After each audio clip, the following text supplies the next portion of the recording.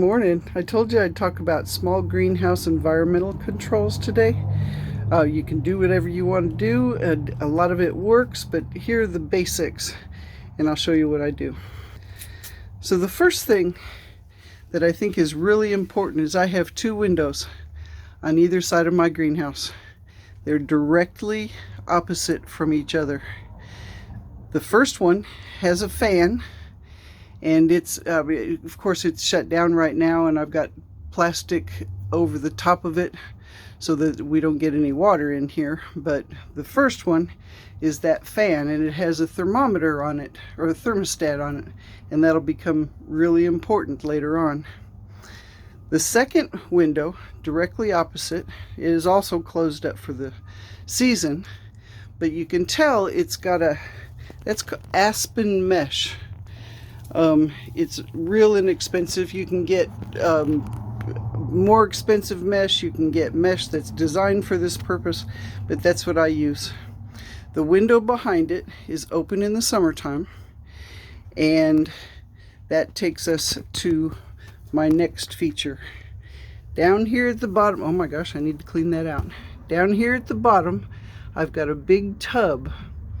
The purpose of that tub, there's a pump in that tub, and the pump pumps water all the way to the top of the mesh, and it goes all the way across the mesh.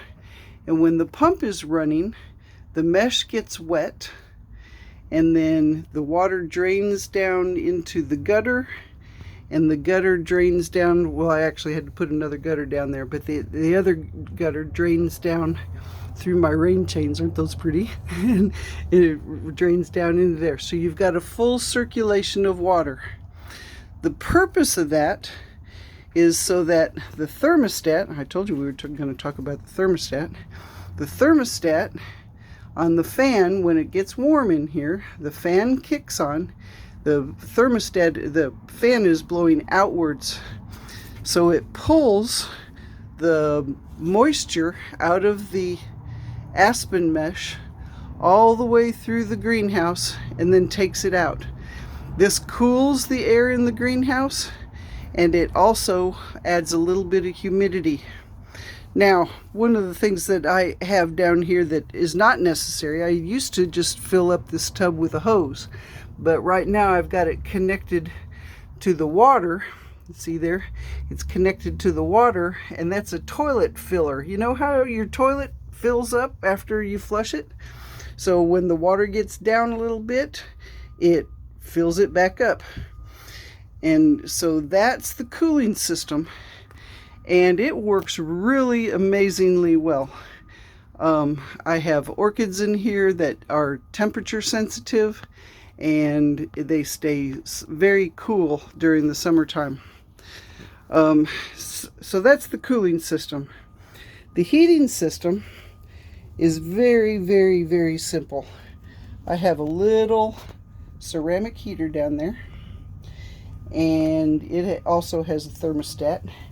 And when it gets cold in here, it blows across the floor. Heat rises, right? So it blows across the floor and keeps the temperature pretty warm in here. One of the things I do want to point out, you have to be careful, because the hot air blowing, this is actually heat damage, not cold damage.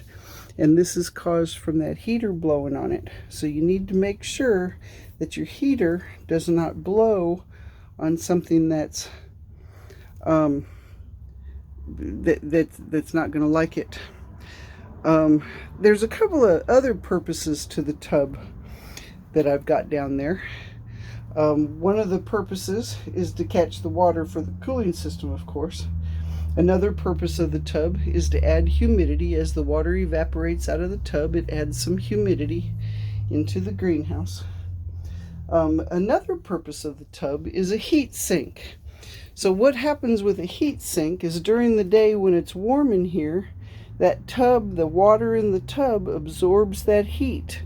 And then in the evening when it cools off, the heat dissipates out of the tub, and it helps keep severe temperature changes from happening in the greenhouse, which you actually don't want to have, especially for some of your more tender plants. So other tips that I've got for controlling your greenhouse environment: look at what you have above your greenhouse. Now, I have my greenhouse under a tree. And the reason for that is because I wanted to grow orchids and tropicals in here that don't need full sun. It also helps to keep it cooler. But you need to look where you're putting your greenhouse so that you know whether you've got light or shade. That's going to impact how you heat it and how you cool it for the rest of the year. Then look at your greenhouse roof. Is it dirty? Mine's dirty. I clean mine about twice a year. As soon as it gets warm enough out here, I'll be out here with a power washer and I'll clean all those panels off, and that'll help keep the sun coming in, because all that dirt is causing shade in here. There are lots of places where cold air can sneak in. Let me see if I can find a good example. So, because of the way I built my greenhouse, there's a gap between the wood that goes across there and the plastic panels. I have filled those with pool noodles, actually, that have been wrapped in well, you know, that insulated plastic stuff you get in the shipping stuff, and that helps keep cold air and hot air out of the greenhouse as well. I cover my greenhouse with plastic. Cover my greenhouse with plastic in the wintertime. So I've got the whole thing covered in plastic, and then clamped down by these wonderful clamps I have that say, "Hi, boy." Hey, boy, say hi. Hi.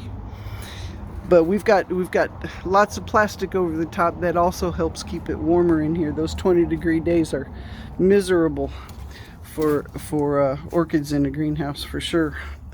I also have, one of the things I would highly suggest is I have several thermometers. There's one thermometer. There's another thermometer. That's actually a thermometer I don't have hooked up right now.